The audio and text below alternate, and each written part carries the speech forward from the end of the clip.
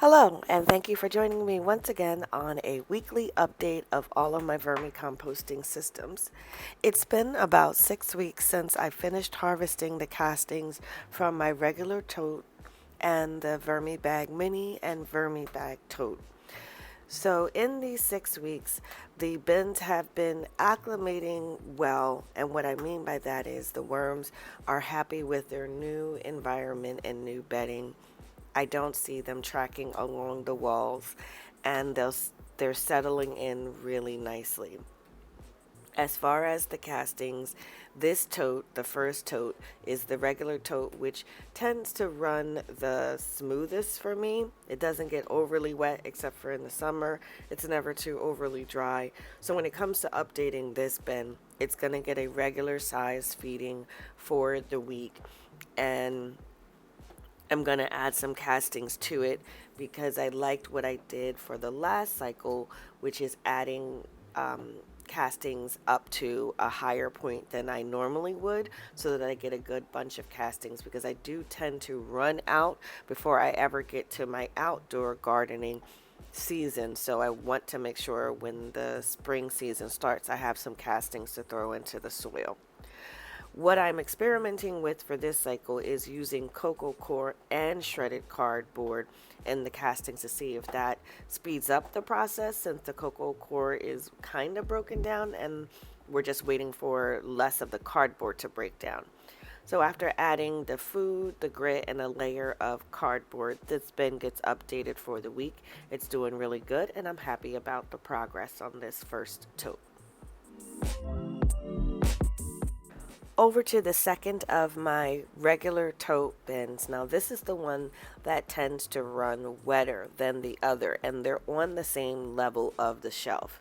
So what I am doing with this one is experimenting with the size of the food as well as where I'm putting the bubble wrap. So if you notice towards the edge where the bubble wrap really wasn't covering, that dried out quite a bit on the top, although the castings on the bottom had more moisture, whereas where the bubble wrap is, that is still holding quite a bit of moisture and is kind of clumpy, unlike its sister bin. I can't leave off the bubble wrap because if I remove the bubble wrap, then the bins dry out too quickly. So I focus a lot on figuring out week to week what to do with the bubble wrap, what to do with the food. So here I put 2 larger pieces of squash into the bin to hopefully release the moisture much slower into this particular bin. So it's getting larger pieces of food, which looks like less feeding, but it's really not. They're getting the same amount as the other bin. Despite the issue with the moisture on the bin, the worms do look like they are settling in as well to the environment. Still no evidence of tracks around the walls. So after the grit and a little bit more of cardboard, that one is set up for the week.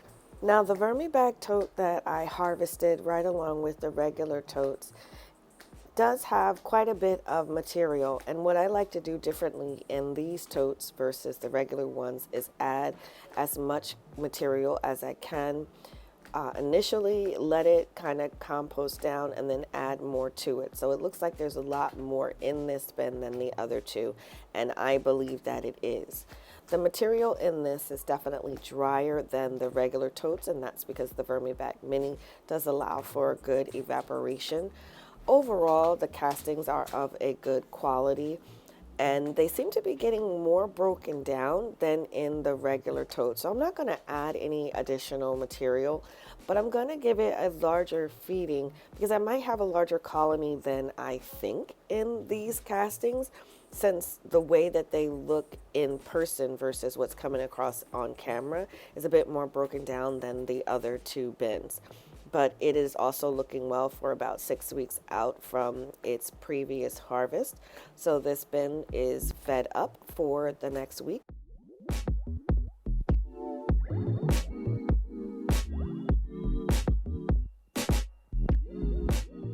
The last of my 2 Vermibag totes is the tote that did not get harvested and won't be harvested for some time as I'm growing the colony. So this bin, as well as the breeder bin, for me are a test of my willpower to not fluff the material. All I'm really going to do going forward with this bin is feed it, make sure it's not drying out, and that's it. And that's because there's not a large colony. From last week's video, when I started the breeder bin, I could see that there really weren't many worms in here. So instead of doing as much work as I do to the other bins with this one, it's really just going to be feed and close it back up to try to not mess with or jostle the worms at all. I am going to make sure that the newspaper that sits on top of the castings is always wet, and so I might check on this bin a little more often than the other ones, but again, not doing much to this besides feeding it and closing it up.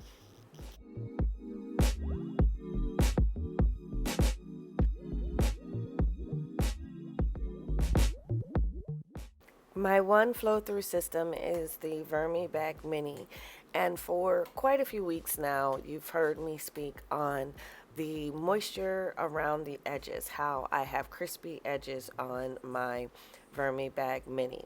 Here I'm just expecting the lid of the Vermibag Mini, as I did have an explosion of those little brown bugs that get into the composting systems.